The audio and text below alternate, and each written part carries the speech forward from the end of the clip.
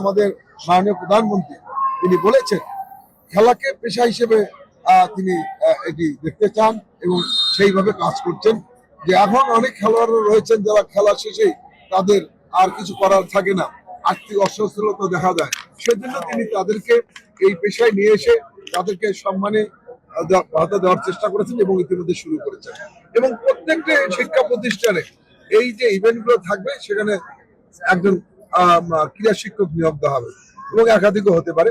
তো আমরা আজকে যেটা বলতে চাই যে আজকে যুব সমাজের জন্য, আমাদের জাতির জন্য, আমাদের দেশের জন্য একটি ঐতিহাসিক দিন, ঐতিহাসিক ঘটনা আমরা আবার নতুন ভাবে আমরা শুরু করতে যাচ্ছি মাননীয় প্রধানমন্ত্রীর হাত ধরে। এবং আজকের এই যুব সমাজ সামনের দিকে এগিয়ে যাবে, বাংলাদেশকে রিপ্রেজেন্ট করবে সারা বিশ্বের মানুষের কাছে। আমরা এটি শুভ কামনা করছি, সফলতা কামনা করছি। বগুড়ার জনগণ সব সারা বাংলাদেশের জনগণের কাছে আমাদের আবেদন থাকবে, আপনারা আপনাদের সন্তানকে স্কুলে পাঠান এবং আপনাদের সন্তানকে এই খেলাধুলায় উৎসাহিত করুন।